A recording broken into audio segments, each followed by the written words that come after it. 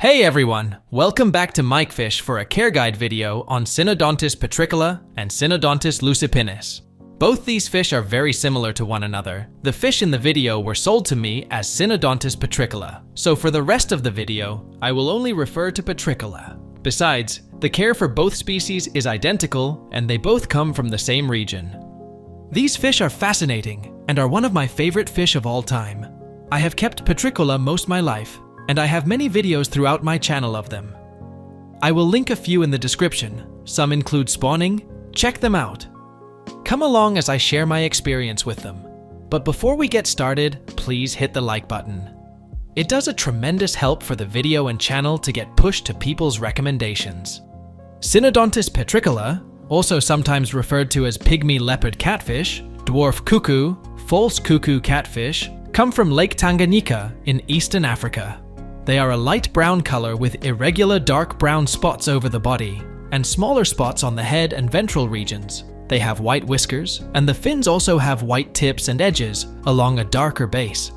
The front edges of the dorsal and pectoral fins also harden into stiff spines. As mentioned earlier, petricola and lucipinis are nearly identical to one another. They can be mislabeled at the pet shop or even be hybrids of the two species. Of course, it doesn't help that the lucipinis are also called dwarf petricola. Petricola, compared to the lucipinis, grow about an inch larger and have an axillary pore at the end of the gills.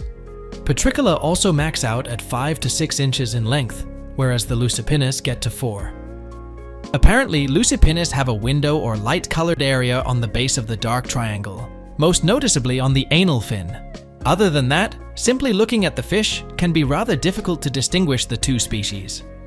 Another species that these often get mistaken for are Cynodontis multipunctatus. However, the differences between them are much more noticeable.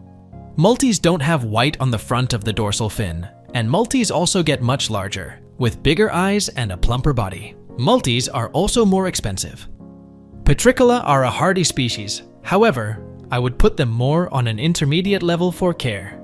They should be kept in groups of at least 5 or 6, as they love to school and swim in groups.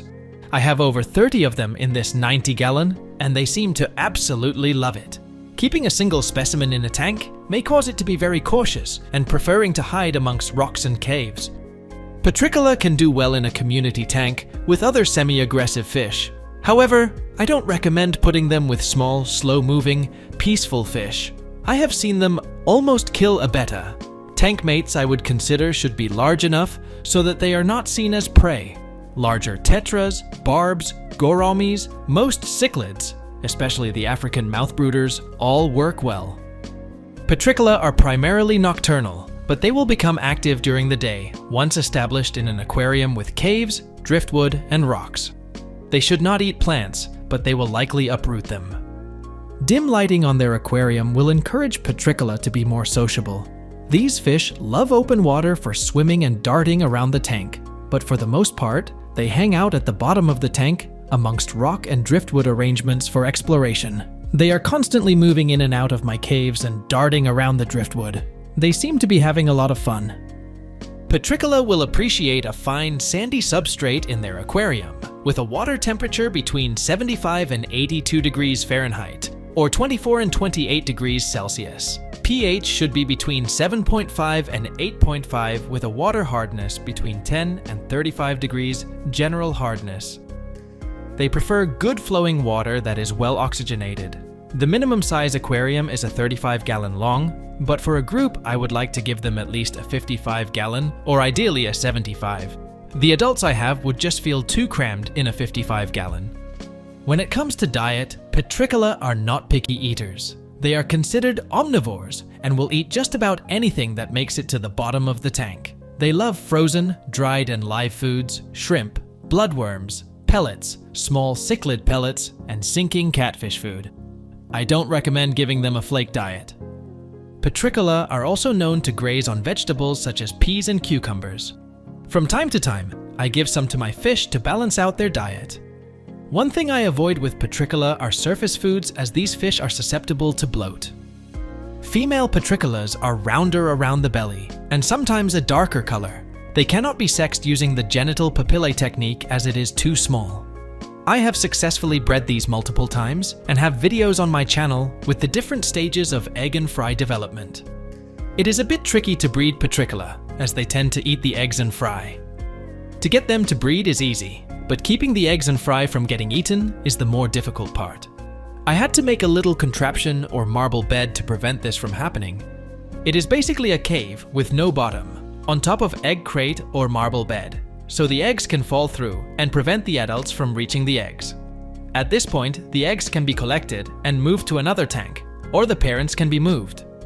Provide a breeding pair, or group caves and driftwood, and they will likely breed.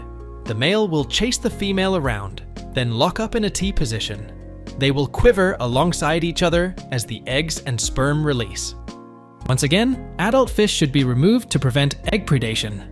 Eggs will hatch around 24 to 30 hours later, and fry will feed off their yolk sac for a few days. Once the yolk sac is depleted, they should be fed infusoria and baby brine shrimp, and eventually powdered flakes. Petricola fry should be free swimming 2 to 4 days later. There will be a video of the different fry stages in the description. These fish are fairly slow growers, and it will be about 6 months before they even reach a decent size. I waited about 12 months before I could put them in a tank with adults. Petricola are egg scatterers, and can also breed through a method called brood parasitism. In the wild, they time their spawning to coincide with African mouth brooder cichlids, and lay their eggs amongst them as they spawn as well. Petricola eggs will hatch quicker, and the fry will consume the cichlid eggs, while the adult cichlids guard the fry as if they are their own. That is it for my care guide on Cynodontis petricola, and I hope something positive was taken from this video. I love everything about this fish. Their coloration, pattern, and schooling behavior are just some of the reasons why you should perhaps purchase a group. I know I will likely keep them for many more years to come. If you have any questions, feel free to ask them in the comment section below or reach out on Instagram. Until then, I will see you in the next one.